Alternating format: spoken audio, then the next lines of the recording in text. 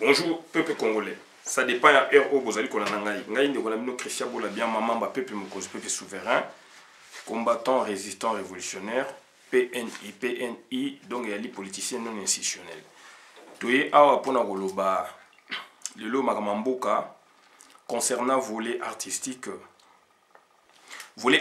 puisque des ordres des ali mingi wana yango tolingi donc to loba yango na ndenge esengeli pona que batu ba comprendre oyo esengeli ko comprendre bande kuna ngai ezali tozali ko lobango ezali lié aussi donc la politique en mboka na biso ezali lié na politique en mboka na biso yango moni toye pona to recadrer certaines situations puisque l'okute ezali mingi et puis bana oyo bazali kokola sikoyo baebi histoire na biso te baebi surtout babotami libanda ba parents na biso pe bazolinga pe kobetela bango pe masolo ya Congo te puisque pona bango bazana poto pona bango bazana na poto na mindele et pona bango donc mindele c'est le modernisme, Mundele c'est la supériorité. Pour na bango, Mundele c'est l'intelligence. Alors, bazali ko ça la fausse route. Et na ko paraphraser musicien mokopé ya munene ya Congo, pas mokopé mais musicien ya munene ya Congo jusqu'à la preuve du contraire. Litabe mokolo kwanga tango ba akenda ki je pense akenda ki ye moko ou ba kenda ka na groupe na bango na 77 78 bayaka poto Stukas Mombombo donc à Zongi na émission na télévision à l'écart na basani ambele abi auti poto aller na mindela laxi preuve basani ambele donc ça dit biloko wana ezali na mitu na biso ça dit mundela zali supérieur mundela zali boyeboye mundela zali boyeboye donc ba parents mingi awa balingi ko lobela bana na bango minoko na biso te na ndaku na bango même soki yonde ko uti libando ye obandi ko loba minoko na biso lingala chiluba Swahili etc. ki Congo okoza problème na ndeko puisque moi na aza na poto moi na aza na États-Unis moi na aza na Canada azoloba minoko ya mindele donc c'est à dire minoko na bino yeli ba senzi ezali ya tina te etc. donc il y a ba situation za ko leka na ba famille na biso awa alors que na ba PMI elle donc structure moko d'enfance na poto, il y a encadrement, il y a enfance, il y a poto, il y a des structures, donc il y a psychologue, il y a infirmier, donc il y a des médicaux spécialisés, psychomédical toloba, donc basenga kanabikolo, basenga kanabatu mususu ya ekolo, il y a mboka misusu o ba yé na France, mindele baza koloba que bo apprendre bana na bino minoko na bino. C'est votre culture, puisque en dehors il y a ndaku, tant qu'il y a partout na libanda wana ti na ndaku na kelasi, ezali français na français. Et vous allez même sur anglais na anglais pesa zali. Mais eloko wana biso ba africain, ba congolais na to maîtriser ngote na to comprendre ngote, to zali na na esprit ya complexe. Alors ba langue nyos to ezali ba langue. Soki le français komi boye parce que mundele ayaki ko coloniser ayaki na chicote soki anglais komi boye mundele ayaki na France na anglais ayaki na chicote espagnol pareillement et donc portugais pareillement par contre ba chinois ba garder munoko na bango autonomie na bango ba bengana ki mindele lelo mundele français azali na besoin à apprendre langue chinoise et c'est mondialisé. Donc, si tu as la langue et belé dans le monde, ils allaient kaka chinois puisqu'ils allaient à bango pekak. Mais biso to tanyango na théorie de dysfonctionnalité, manque de comportement réglé avec le professeur Kai Matama Bilangi, bravo ma grand maître. To benga bango ba grand maître puisqu'ils nous ont appris et puis bazali batu oyo ba créer ba aîné na biso ba yi ba assistant na biso bango bazalo kola do ba maître. Donc, donc disciple, il y a première génération, il y a deuxième génération, et puis on va créer un maître, un professeur, et un archimètre, un archi-grand-maître, un professeur lié, un archi-grand-maître. Puis, c'est tant que je viens d'indépendance, bateau, pesi cours, mouindou, bandeko na biso, professeur Ngomangambu, professeur Liaou, noir wana, donc congolais. batanga na poto baye ko pesa maboko na Congo bazaki mingi wana ba archi grand maître ba créer ba grand maître ba procès vundwa ba série na bango wana bango ba créer ba tout oyo ba former pe biso ba assistant na biso ba nini etc.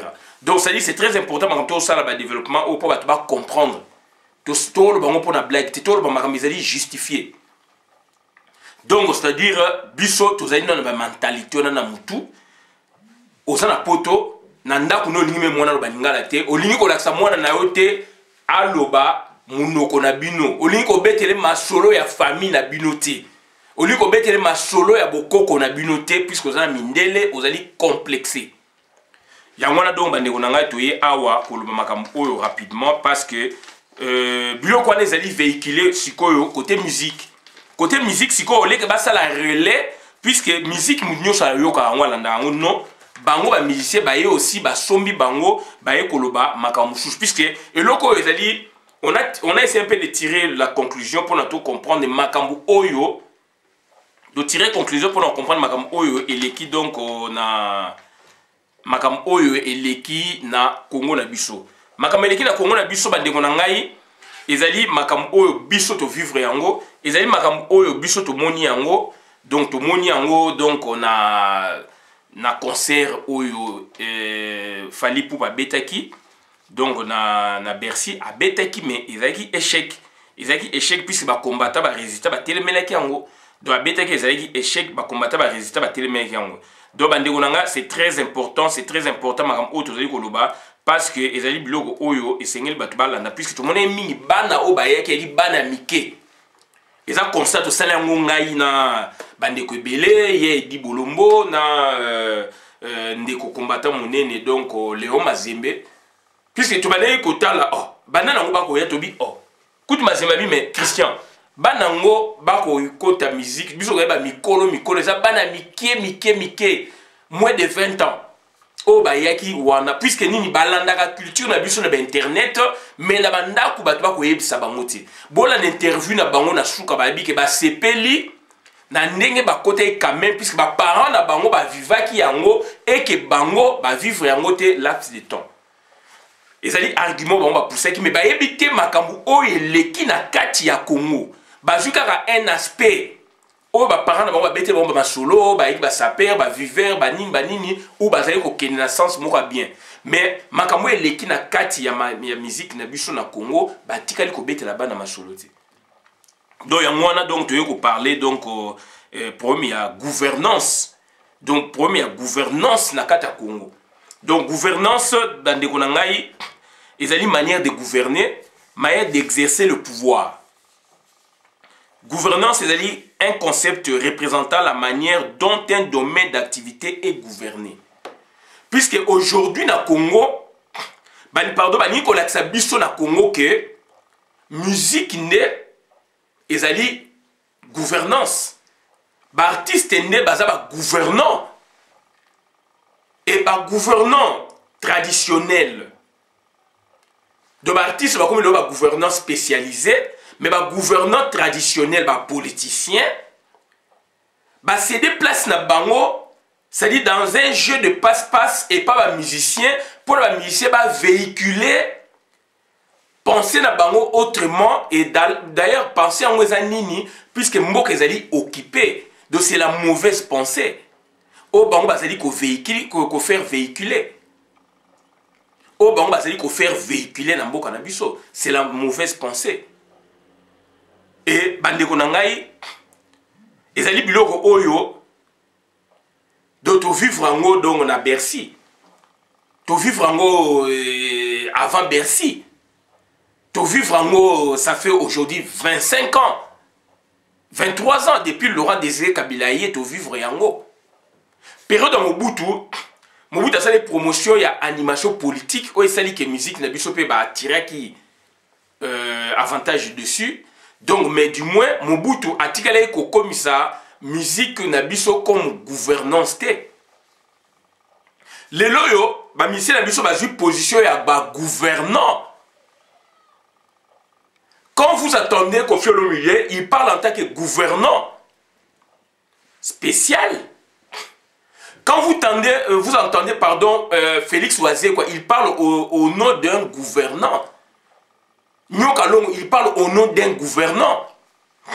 Pardon, je suis enrhumé. Quand vous entendez Fali Poupa, il parle au nom d'un gouvernant. Molongo Ezali Molaï. Werason, quand il parle au nom d'un gouvernant. Jibem Pera, quand il parle au nom d'un gouvernant. Et cette histoire, tout le monde y a noté, tout le monde qui a noté, tout le monde qui a noté dans la période de Mobutu. Période de Mobutu, il avait érigé 3 personnalités. Il y a monde, il y a artiste. Mobutu Seseko. Il a érigé ou 4. Côté musique, il y a Guillaume Momakiadi, aujourd'hui Rochero Taboulé, aujourd'hui donc Kemonga de Mateta. Côté artiste, peintre, Boué, tout le monde est maître liolo.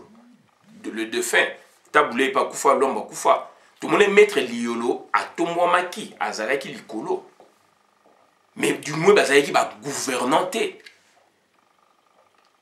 Bazalaki va gouvernanter. Mais Moutouna Moutaï na côté na yé. Bazalaki na gouvernance na bango. Il y a la gouvernance politique qui oriente le pays. Pour la orientation, on a partout na base. Donc, ça dit à travers d'autres petites gouvernances, si on peut s'exprimer ainsi aussi. C'est ainsi que il y avait la gouvernance donc, sportive, la gouvernance économique, gouvernance artistique, gouvernance artistique sportive, gouvernance scientifique, académique, judiciaire, etc., pour ne pas dire peut-être la gouvernance militaire. Donc ça dit, c'est ça un peu, Makamo Bisto Vivaki Nambo Kanabiso. Makamo Bisto de Vivaki Nambo Kanabiso. Donc il y avait plusieurs gouvernances. La gouvernance politique, ils allaient la grande gouvernance. Où ils allaient copier sa pensée, idéologie. Yamboka pour la orientation Mboka Ndenge et Kokende. Liboso, choki gouvernance soit les alliés mabé, donc mboka pe ekwei gouvernance soit les alliés donc vision ya chef de l'État, vision ya mutu oyo azali na pouvoir ya ko nommer pe ko révoquer. Yende ba bengié donc chef de l'État ou anomaka premier ministre azu programme naie pour la société ou projet naie apesi yango premier ministre ne azali ko exécuter donc lettre par lettre. Premier ministre azali loko moko ko lobate. Aza y loko mo ya ko rajouter puisque yé ba élire yé mais yé ba nommé ba ko révoquer ka payer. Na mboka na biso deux fois erreur et salami ya makasi mais moko avant 60 ans de na table wala yaki justifié ya Patrice Emery Lumumba. Yaki justifié mais écoute ça sous kokoso après la gouvernance politique. Puisqu'il faut toujours bokonzi na biso, bokonzi ya Congo et zonga, donc ça dit Congo et comme ya ba congolais, mindele batika pouvoir, ba pesa biso décolonisation. D'où il fallait qu'on s'en a bakonzi ya binomoko. Yangono moni premier ministre Lumumba élection et Salamaka. Et ça m'a le 25 juin 1960, ce qui n'a pas sanité. Il y a présent qu'à savoir le 29 juin 1960, ce qui n'a pas sanité. Pour vérifier la date. Il y a le premier ministre Lumumba étant élu même dans suffrage universel donc direct et que président qu'à savoir élu dans suffrage universel indirect et créé un problème de compréhension. Il y a biso la mentalité de outil dans la colonisation. Premier ministre a un pouvoir totalement puisqu'il a été aussi élu. Alors que la loi fondamentale, Eza Kolobake, président de la République, à Kozala, nommé et révoqué par le président de la République. Mais par contre, le Premier ministre Lumumba, il a été élu. Mais la loi fondamentale, les autres, makamususu. Confusion, on a. Donc, c'est ça. Donc, il y a la partie sociologique et la partie donc, juridique. élection, donc, ils ont situé, c'est une partie juridique ou sociologique, puisque loi fondamentale est limite depuis le 19 mai 1960. 19 mai 1960. Bah, on a organisé des élections, des sénateurs, des députés, etc. Et le président de la République qui naissait. Déjà, loi fondamentale les alliés. Et loi fondamentale est bon, mais il fallait d'abord que ça, l'élection, il y a exécutif. Première erreur, il y a justifié, puisque tu outil n'a pas paya, il faut au bima. Deuxième grosse erreur, la conférence nationale souveraine, le Premier ministre devait être donc désigné par consensus, ça allait être bien compris, mais il a été donc élu à niveau de la représentation, il y a donc il y a sensibilité politique, il y a Mboka. Plus de 3000 réunis dans le palais du peuple. Et ça les confusion dans Moutou, dans l'entendement politicien, surtout dans Moutou, il y a le Premier ministre qui a été élu, et Tshisekedi dit, donc par rapport au président de la République, ok, il faut, donc à une élection, lui il n'a pas été élu, il a été désigné à nouveau, ça a créé une deuxième crise Namboka. Et pourquoi ils ont choisi le mode d'accès au pouvoir, il y a le Premier ministre, mode à l'élection. Et c'était ça le vrai problème. Parce qu'il y avait deux camps, bipolarisation côté donc famille et Mobutu politique, côté famille et opposition. Moi, je suis candidat à une élection. Voilà. Alors que ceux qui choisissaient, par exemple, formule bicéphale, il y a 1 plus 4. Pas bicéphale, hein. Bicéphale, il y a le président de la République dans Premier ministre. Tricéphale, par exemple, il y a 1 plus 4. Pourquoi pas choisir ça qui est en mode dans 2000 na conférence nationale souveraine. Comme ça, tout va représenter, il y a un président et autant de vice-présidents, par exemple.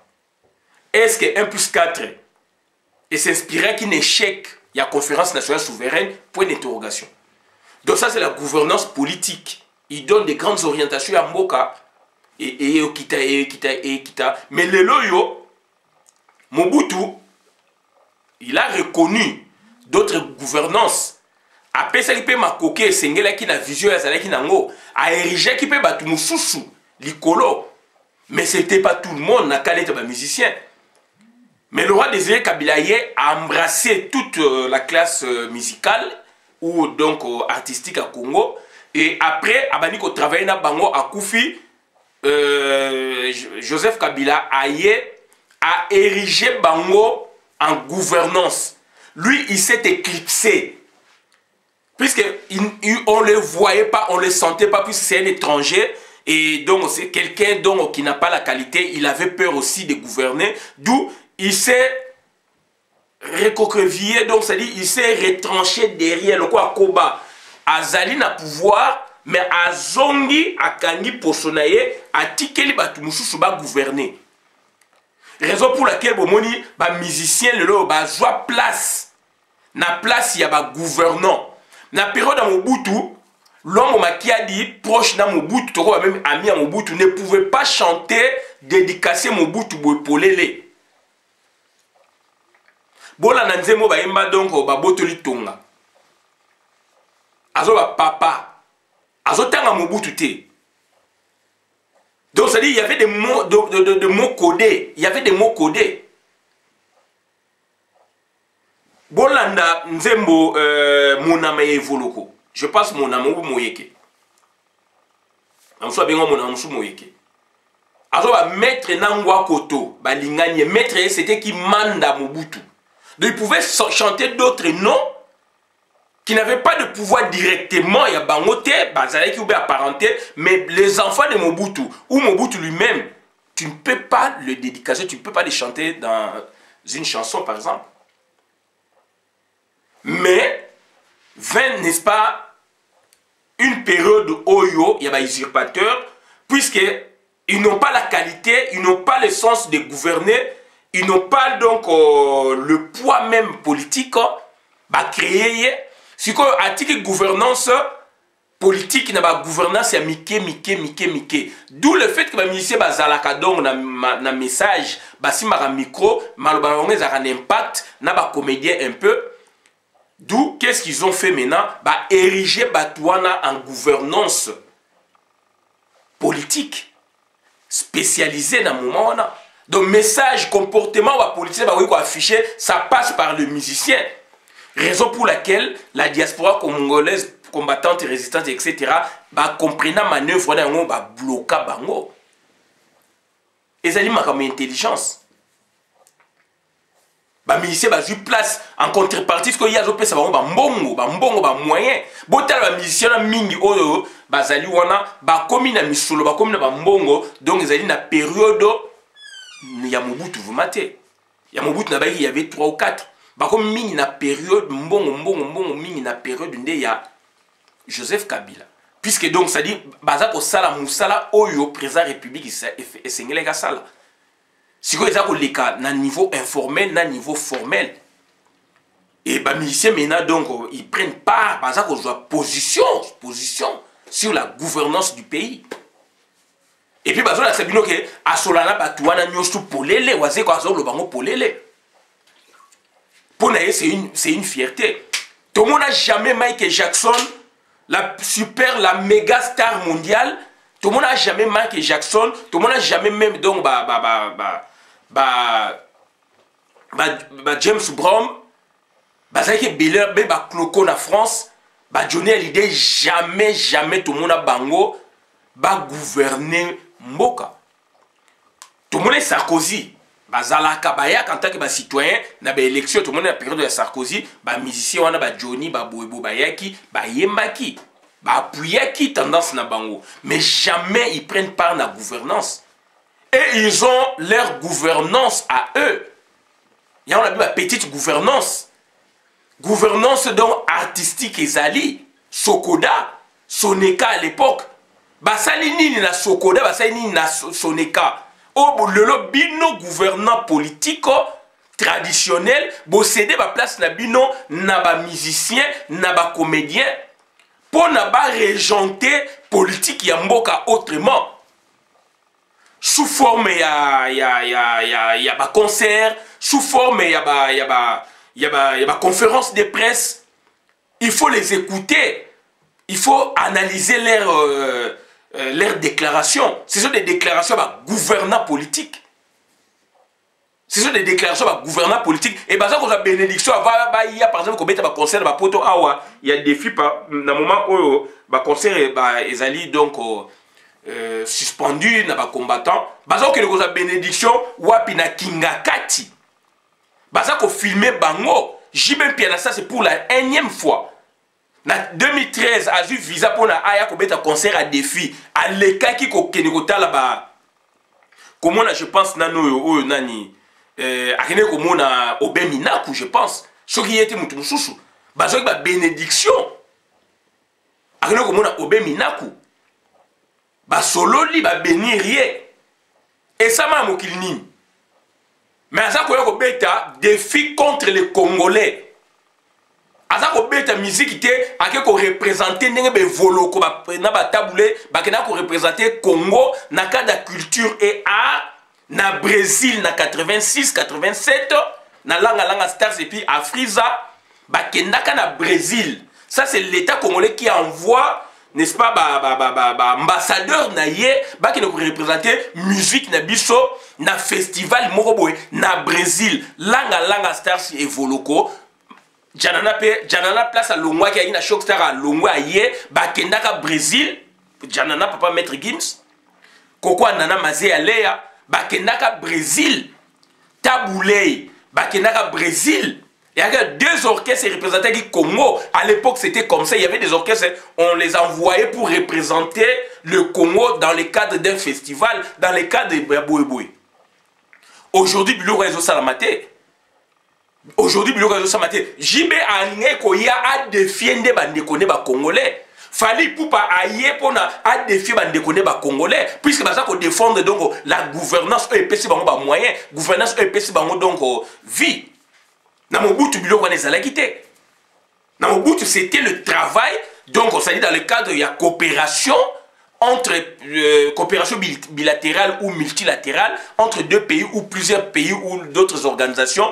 Là maintenant le Congo Donc, prend sa position, azali ko tinda borkese o ezali ko se distinguer na moment o esengeli pour na ko représenter Congo na ba festival o esengeli. Là, c'est dans le cadre de la coopération bilatérale entre les deux gouvernements ou multilatérale. Mais il y a les lois et ça bon côté. Il y a les lois donc les alliés qui défient puisque tout beau gouvernement, tout qui est occupant. Bango maintenant à l'air tout maintenant, ils ont mis au devant les gens qui ont la parole à travers leurs instruments. Instruments, c'est-à-dire donc, c'est-à-dire physique. Donc, on a bango, voix na bango, c'est instrument. Et puis, instrument, donc, c'est-à-dire artificiel, ou basali. C'est-à-dire guitare, micro, etc. Mais mungo, c'est un instrument. Donc, parce que quand on a battu pour défier biso. Et ça m'a moqué. Alors, gouvernance, par 2 fois, Soneka est tombé en faillite. Non seulement tombé en faillite, mais il fallait pas renouveler après donc échéance. Bah, quand il y a Sokoda, tozali komona ba musicien na Sokoda ndenge bazali ko sala groupe mabe baboyo ba tie groupe mabe nyoso ni bazo wela mbongo. Baza ko wela mosolo ou misolo. Ba échoué. Pourtant, l'État créa gouvernance. Côté musicien, donc gouvernance, il y a des artistes et gouvernance, il y a Sokoda. Ça, c'est la gouvernance artistique. Qu'est-ce qu'il faut là-bas? Parce que le conflit entre Nyoka Longo et Verkis Kemanga dans ma tête. Verkis a été élu, mais Nyoka Longo a ligné quoi? Évincé, Verkis a évincé même. À Longo lié, parce qu'il y a une relation avec Makasi dans le moment où Nyoka Longo. Puisque nous sommes comme Mbongo. La gouvernance, nous avons même un siège social. Mais nous avons une leçon politique. Puisque le gouvernement politique traditionnel est défaillant. Nous avons Nyoka Longo a un festival pour n'importe quoi sur le combattant. Donc, est-ce que Moutou est normal? Puisque nous avons obligé de faire l'oba. Puisque sur le bité, il faut l'oba. Fali poupe il faut l'oba. Boybo il faut pas l'oba.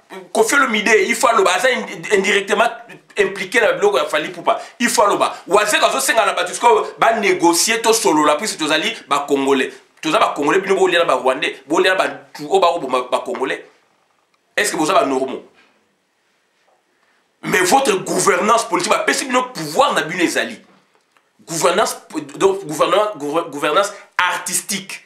Sokode ezali wana, société na bino ngwana, pouvoir na bino ngwana. Et là on niveau sala kuna. Boza même na ba instrumenté, bino boza na do sali na ba bozali na nu sokoda. Soki mboka ezali malamu, non mboka eza malamu ou pas, boza ba avantage bazo pesa bino wana puisque mboka eza malamu te mais bino bozo ba avantage. Beaucoup de soit là, on peut passer nos bureaux, nous avons besoin pour avoir travailler. Et puis, dans mbongo, vous avez généré, beaucoup de gens somba bureau, vous avez même un siège. Donc, vous avez clandestin, vous avez un siège à vous vendre. Vers qui ça sali moi et l'eau, comme vous avez un sombi, maintenant, tongite, il y a des problèmes là-dedans. Il y a un longo. Studio d'enregistrement moderne, beaucoup de somba yango na ba mbongo oyo bozali ko joie et non gouvernement ko tia bino maboko mais bino moko na ifo bozana na mbongo wana beaucoup ko somba beaucoup ko joie crédit bino donc c'est-à-dire Sokoda sous couverture ya gouvernement beaucoup ko joie crédit na libanda beaucoup ko joie crédit à travers gouvernement pour monter dossier pour na batunga bino studio moderne par exemple. Pour battre la salle moko mythique, beaucoup soit dans le gouvernement, puisque vous allez donc partenaire il y a gouvernement, partenaire officiel, cette fois-là je dis officiel puisque vous allez la petite gouvernance, vous générez des sous. Voilà, suite à $1 million presque il bimakuna, problème est bimi. Bamsou ba ouela ba jeep, bamsou ba droit d'auteur kutu ba komona te, bamsou boye donc ba komona te, azo mona ifa koma ba mona ye ba yokaye, akoma na basi ebele, ba mona ya komi kitoko, akomi na mbongo, etc. na mbongo ba ninga na bino oyo ba kufi nango, ba droit na bango bozali ko bebisa yango alors que bino même bamsou même so bo composa petit. Vous composez, mais le fait que vous allez artiste, nous sommes au composant, donc ça dit que c'est bête à mais au limite, il faut ni pas foutre puisque vous allez artiste. Droit d'auteur, par rapport à quoi il y a des critères. Et on va dire que tout musicien, donc il faut que la sokoda automatiquement bon bimara. Il faut, tu peux pas bête biloko na yo, ils allaient enregistrer des biloko na biloko bundanande yango wana. Et pas l'État pour ma piraterie, l'État pour yango bino vous allez faillir na mission na bino biso toujours au salango pour tout le monde. Il y a la gouvernance. Donc bon ça na économie na bino. Artistes et musiciens na Congo, beaucoup avez 20 millions de dollars, 30 millions, 15 millions, 10 millions, 5 millions et vanda. Vous avez une structure na bino adéquate, ba siège na bino, beaucoup avez un immeuble maloko là donc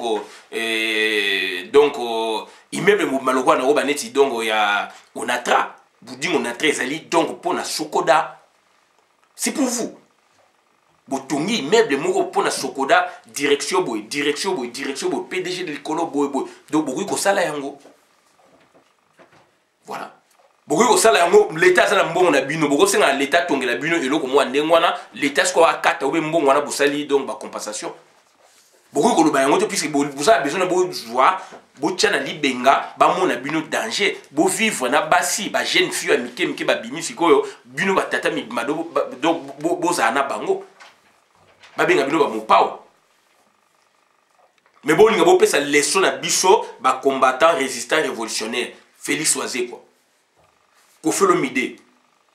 Et na ba artifice boza na ngonini o golexa nanda kuna yo ba mitu koza na ngonda kuna yo tout ça etc. C'est ça l'artifice. C'est ça l'artifice au bozo la saboningo imprégné na batu na mitu. Alors que ba bozali na objectif vous avez une mission au boza ko faillir na mo boye gratuitement au mona. Nanko bozo sa mpe nanko. Puisque boyebi en aparté to sola pe na bino. Bosola na biso bolobaka pe toyoka to solela ngati toyoka pe na baninga na solela na waze kwa na solela na Kofi alobi boy na solela boy a Kofi alobi place moko boy jiba alobaki makambo place moko boy okuna wera alobi boy toyebi yango to botanda biloko na sko na public to botanda biloko boloba sko na public na muto yo lobelaki makambo to kotanga pe komo na ye to kende ngwana dénonciation calomnieuse ou pas on s'en fout to tanga to kende ngwana. Pour bozali do bozo sa ba hypocrisie bolingi batu wana te ba yebi yango bazo somba bino ba kangi bino munoko moye bolo bezate musicien ko évoluer partout musicien azali mutu moteka il faut avant na Congo musique ne oui et outi na Congo mais musique ne comme universelle ou alors bozali do bata ghetto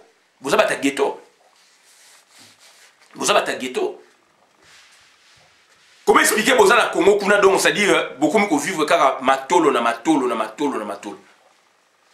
Donc il y a plusieurs gouvernances de lobby, gouvernance scientifique et zali, bah université zali wana donc normalement il faut une autonomie nango, académique, gouvernance académique, recherche scientifique, puis la gouvernance nango, et ça donc ça dit bah autonome, l'État soit que doté bah on peut na ba recherche nango bah ko teka bah bon wana pesa et zali peut ko zonga, bon s'inspirer na ba laboratoire et beleza na libanda ah bah université beleza na ba libanda bah ça bah fond na bango, gouvernance sportive. Et Zali, la fédération, c'est une gouvernance. La fédération, c'est une gouvernance. Constant Omar, qu'est-ce qu'il fait dans la fédération? Il y a transfert, il y a il faut somba le pan on a Miami, il faut somba boé Constant Omar. Bon on a azwa qui a ngoté, tant on a la commis place wanate. Donc la lecture est simple. A commis place wana azali ko yiba mbongo ya fédération ba recette ya boye ba match waza ko organiser etc. ba transfert dans niveau international azako buka et ba mbongo FIFA azako pesa pour la fédération yé pas azako buka bazo kabwana ministre mboka moyen et marché ezalité. La gouvernance sportive elle est là. La fédération française avant que le mondial ba ina budget na bango ça avoisiné dans les 50 millions de dollars. La fédération française. Chris Edman en 2018, Anelka, Boena, Raymond de Monec, je pense. Domenech. Ils ont parlé de ça, ministre il y a moi si. Ah bien non, il y a une démocratie dans la fédération, basali autonome. Et on a lu, tant on va critiquer Bimaki, on a lu tout ça, basali a un budget à 50 millions de dollars, Fédération française de football. Sauf que l'Allemagne, fédération, on a un budget, donc, basali quoi envier ministère T, basali organisation à part. Ok, la fédération est athlétisme, pareil. Il y a boxe, pareil. Il y a boé, pareil.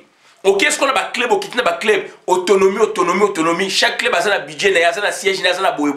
Biloko a besoin de créer un hôtel na Congo. Besoin de créer un hôtel na Congo. Cyclisme, bazan makamna bango, bazan budget na bango. Tour de France, tant que ça makawana. Bah ok, nous avons un bon gouvernement, bazan gouvernement oya bango, bazan gouvernement de gouvernance oya bango.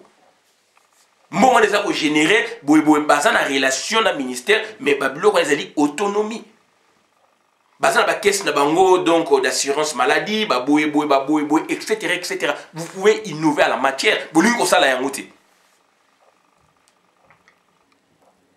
Gouvernance académique. Maître Liolo, avec la gouvernance académique, na niveau donc il y a académie des beaux-arts. Mais est-ce qu'il est autonome? Est-ce qu'il y a qui boue? Nous faisons qu'il y a un ministère. Moi qui marche.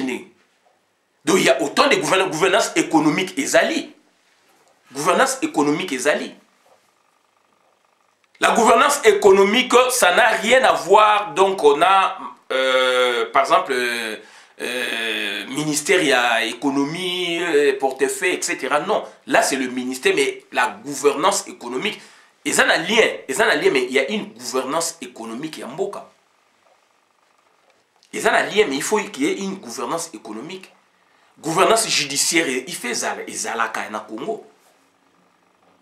Gouvernance boy. Donc ça dit que qu'on a ma gouvernance. La gouvernance, c'est une manière de gouverner, d'exercer le pouvoir. Un concept représentant la manière dont un domaine d'activité est gouverné. Domaine d'activité donc artistique et ça gouverner ndenge mais bah toi on va appeler ça leçon bah échouer dans le domaine na bango à proprement parler donc Sokoda donc problème les lois ça dit qu'on a Mbongo ils n'ont pas de siège vers qui ça sali assommer bango mabele bah tonga même pas oh le musique congolaise ne ba cause la building immeuble na bango cause le kola donc building donc ya soza comme ya bango Sokoda département boé musique département boé baza ko générer ba recette baza pe na ba salle na bango ya bango o bango ba tongi à travers la république et ça raté na Kinshasa te ils peuvent innover musique et koufarati musique ça partout et c'est ba ça promotion musique tina ba Congo ba comédie tina ba Congo na ba sekebanza na ba bwende na ba mukoto na ba boye na ba ikela na ba loja na ba kasumale sati na ba fefo na ba village et c'est ba ça promotion na biloko les ali. On vous comprend puisque la gouvernance politique est mauvaise. La gouvernance politique est mauvaise.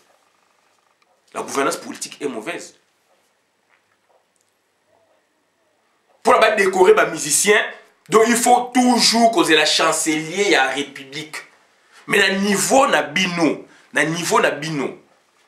donc ça dit il y a gouvernance artistique, na niveau il y a Sokoda. Mais vous pouvez innover à la matière. Vous pouvez faire des décorations par rapport, il y a mérite, il y a bateau. Ça, c'est de la décoration interne. Ça n'aura pas d'impact dans la il y a République, il y a chancellerie. Vous savez, on a une décoration, les miliciens belés, batanga, puisqu'il y a des conflits internes, etc. Moutouloua, Gina et Fongue. Jamais il a été décoré. Gina et Fong, poète Gina et Fong, azaki décoré. Mais tout le monde bateau va décorer qui bango. Ouera son jibem piana va décorer bango, tout le monde bateau va décorer bango. Nyoka long va pécher cordon à l'ikamunini, puisque mafia zaliwana. Qu'est-ce qu'il a fait lui dans la musique congolaise? Qu'est-ce que Nyoka long a fait dans la musique congolaise? Oui, il a fait quelque chose. Tout dénombré ma combien sali. Le Aobeta Tolo 50 ans de musique congolaise, il y a Zaïko Yé. Il a fait 50 ans dans sa carrière, rien que dans Zaïko. Là, c'est justifié. Mais Zaïko n'est pas la temporalité. Bah, œuvre nous, c'est pas Zaïko, ça y était. Bah, énergie, il y a jeunesse, oh, bah, tchaki, pour Zaïko et tout moi. Il y a Zaïko. Il a fait, oui, mais il a qui moindre. Bato a porté Zaïko Bazali. Pour la Zaïko Bima contre Stukas, contre Simba, contre Boyeboy, contre Boyeboy, contre Boyeboy. Pour la Babouka Bokessa Simba qui Congo, Simba Boyeboy, pour la Bango Zaïko et Zoualou Pembe va dans l'échiquier international national. C'est dans les années 70. Apogée à Zaïko, ce n'est pas aujourd'hui, ce n'est pas Nyoka Long. Un monsieur animé de mauvaise foi pour la voir au baby, c'est la vraie histoire de la musique à Congo. Et appuyé par certaines d'autres personnes, histoire musique. C'est comme dans une famille, papa Koufi, famille Tikali, bana musu bazaliona donc ba o comprendre mais moko azaliona za ko défendre biloko o ya bango. Bien que famille papa bazana besoin ndambu, ba droit na bango pe ndambu, okuna ndambu mais biloko na bino ba nga baby ça. Bon défendre non, moko muta défendre après batata wana bakufi batata mosa bakufi bani botika bino bana sikoyo ene aye sikoyo aye ko joie biloko wana akomi ko distribuer sans tenir compte na batu ube lek ube yaya oyo ube ndeko oyo abunana ki nango tangu ye azaye ko mona makamususu ko bazaye ko banga ou aye une énergie pour défendre puisque c'était des combats. C'est la même chose la musique. Batu wana ba bundi na ba âge nini na Zaïko ba evolo ko ba jina moins de 20 ans de mineurs. Avec vous peut-être boy ba mineur. Mais énergie oyo batu ba tchaki pour na batu musu ba donc batu musu le do ba survivre. Ba vivre le ba monana. Il y a du travail ba manoa ko c'était des mineurs. Non nyoka longo yo lo baké mutu mo ko parler musique na 50 ans ya musique congolaise ya Zaïko te zalingai. Mais vous êtes des malades, vous êtes des malades. La temporalité, on a une chose comme tu crées. Baninga va créer musique, va créer orchestre en tant que mineur. Na énergie wana. Va créer même donc le clan. Bino bolinga yi clanté. Pour être conservateur. Eux, ils ont créé le clan. Ils ont créé le clan. Bino bo créer le kwanate donc c'est-à-dire boyo ko bénéficier na ba temporalité est-ce qu'on va parler na Zaïko globalement. Il faut que nous beaucoup de quatre pour décortiquer. Beaucoup de quatre pour décortiquer. Donc, gouvernance, déjà, d'abord, que ça nous a dit bien. Donc, vous avez dit ensemble, au Bengani Baninga, déjà, il y a un problème. Gouvernance, na niveau, il y a donc, gouvernance, na bino, na niveau, il y a entité, na bino, Sokoda, beaucoup de gouverner, mais vous avez quoi ça biso ba leçon. Vous avez quoi gouverner, na niveau, il y a entité, na bino, respective. Na niveau ya politique au bino il faut boza na ngonde kuna politique na bino il y a amélioration ya condition il y a boyebo ya travail na bino ya ba outil de travail na bino et puis il y a ba droit d'auteur na bino ezali ko leka ndenge nini ba papa ba vient na bino ba kufi botikali wana gouvernance lelo ça ne marche pas mais mbongo eza ko bima bozo tchana ma benga bozo bala basi ko kabelango ba famille basi ba mona bino danger la gouvernance est là et dans l'entretemps politique en mboka basé nini bazongi sima ba pesi bino lupemba lokola bino ba gouverneur traditionnel toyoka kabino Kabila dira so 18 ans naye donc toyoka été discours boya mboka toyoka été à parler ma mboka projet ya mboka non mais to omona ba musicien ba commune danger ba commune ba mbongo ba commune ba million ba commune ko sela selango ba fête. Jusqu'à ce que moi si à JB, il y a commis moi si y a directeur, il y a cabinet, donc il y a institution. Ça c'est la production même, il y a gouvernance. Voilà. Moi si y a JB piana. Amida. C'est-à-dire œuvre, il y a production. Voilà. Œuvre, il y a production, donc c'est-à-dire production, donc il y a gouvernance, il y a érection. C'est-à-dire œuvre, il y a érection, il y a gouvernance, la petite gouvernance de la gouvernance artistique et supplanté comme donc gouvernance donc traditionnelle, gouvernance politique. Produit dans moi, produit dans moi donc c'est-à-dire wenge bimisi produit yewana moi si ya JB. Moi c'est JB yewana comme donc c'est-à-dire œuvre, il y a gouvernance dans le balelo. Le fait que donc gouvernance traditionnelle politique et c'est des places dans la gouvernance artistique bah musicien et voilà donc les production dans donc moi si à JB puisque bon bah il n'avant en poupe donc si quoi n'avant en poupe si quoi bah politique voilà bah comme quoi bah basi na bango etc bah tambon bah comme quoi bah basi na bango etc jusqu'à ce que les érection salami a comité na cabinet ya mboka ya présidence ya mboka et kuna sikoyo ye mobali na ye oyo le Vital Kamerhe azali impuissant koleka même président de la République. Ce sont eux qui dirigent le pays. Gouvernance politique. Et se déplacent dans la gouvernance donc artistique, donc musicale. Et ce sont eux qui figure d'autorité à Mboka, et comme la logique Moussoussou. Logique donc il y a gouvernance traditionnelle, comme la logique il y a gouvernance donc ça dit artistique. Et pour preuve, pour s'en convaincre, na sala émission Jean Alobakango. Ba journaliste chroniqueur bazalaki a bazo sa ba CD ba DVD ba boué so to rotar ba komono bango mingi ba kangama na mama Olive ba musu ba kangama na donc Joseph Kabila production nango lelo ebimisi mutu moko mwasi moko nde ba balié bato ba na poto ba bazali ba pro musicien ba pro boué Bologna auti wana na clan Wenge Bologna yona abala leki ya mwasi ya Olive. Leki ya mwasi ya Olive donc mwasi ya Kabila leki na yesko donc Patrick Bologna abala ye. Gouvernance, c'est-à-dire politique et se déplace, c'est-à-dire gouvernance musicale, artistique et jouit place. Et créer Batou. Entre autres Patrick Bologna, entre autres Amida. Ça c'est la fouille à gouvernance. Donc artistique, politique et se déplace, on va replier. Et ce sont eux qui nous dirigent. On est maintenant donc sous le jour, il y a logique, il y a gouvernance, il y a artiste. Et il y a une conciliation, la gouvernance politique. Félix Azali a dit que ça continuation, il y a gouvernance, il y a Kabila. D'où Azali est comment on le battait. Azali est comment on Sankara de Kouta, bah puissant. Bakomi koloba, bazali koloba, aza koloba ke na kuta na okuta na président république na okuta. Donc en temps normal, biloko il fait la réguler, ba Sankara de kuta. To boité, na fini métier mutute, métier moko ezali mabete mais na lobby na sens à gouvernance de le monde est comme à l'envers. Ce sont les musiciens et leurs apparentés, bangoni mutu bazui. Donc Mboka, ça fait 18 ans aujourd'hui 19 ans, bango ba simi Mboka, bango ba diriger Mboka. Et en contrepartie, et papé c'est un avantage, il y a un moment où puissant, parce que ma part on a États-Unis, bah ouais rason mabe, JB na Paris mabe, na ba Congo kuna so boké bah blindé, bah ça la sous musique à bien te, bah te la sous musique te. Musique pour les communes en kaka donc attention la besoin musique te. Attention la besoin musique te. Puisque comme c'est vendu, bah relation c'est vendu, à remonter ni mbongo et kota, mbongo et kota, il s'en fout.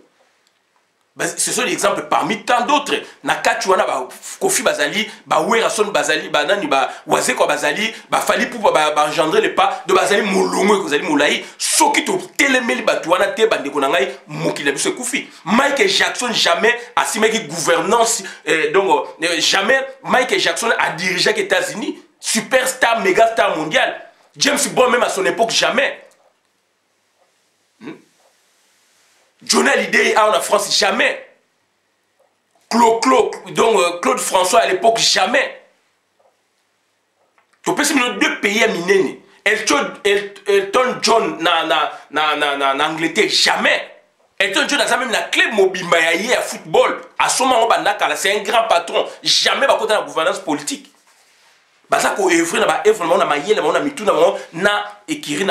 Et puis la gouvernance, c'est les blocs privés, orchestre, stratégie, gouvernance privée, c'est en fait, gouvernance na bango donc il y a gouvernance donc il y a artistique na bango, ezali fédération na bango, ezali etc.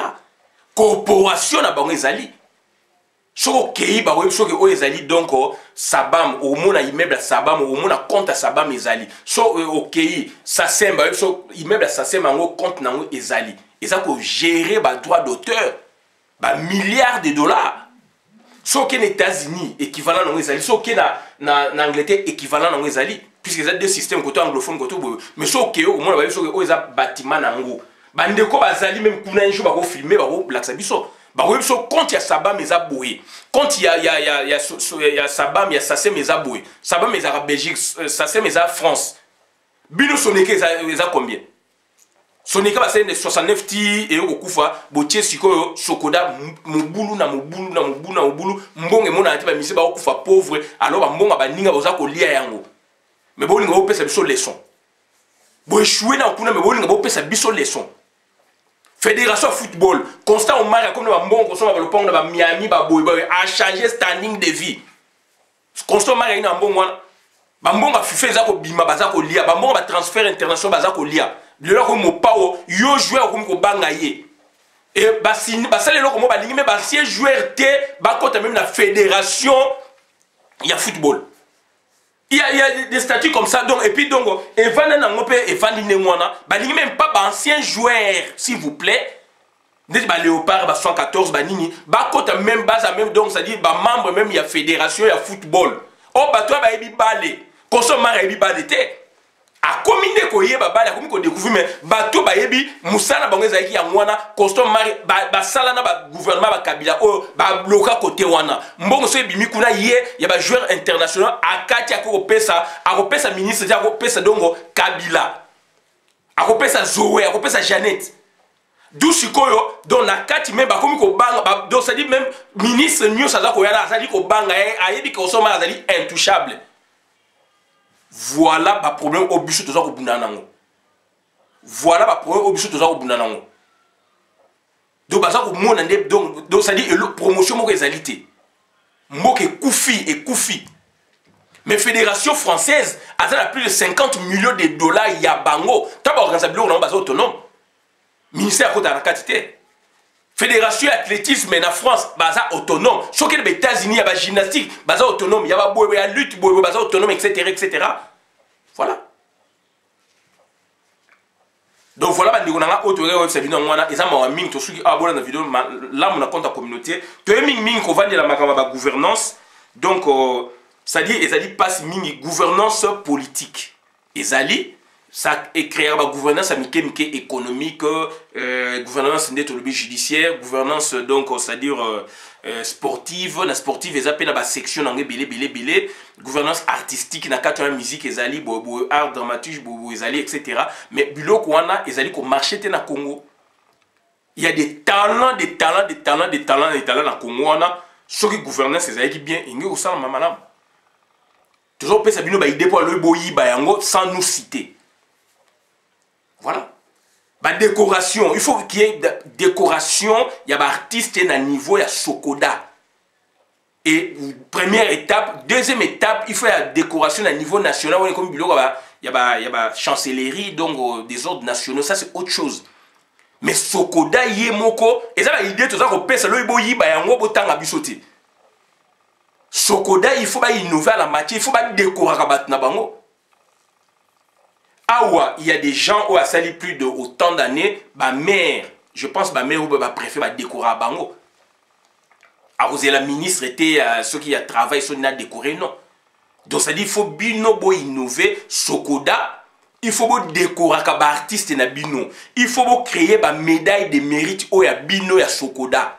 Vous devez le faire puisqu'il faut créer autonomie administrative. Autonomie conceptuelle, il y a bino, il faut décorer.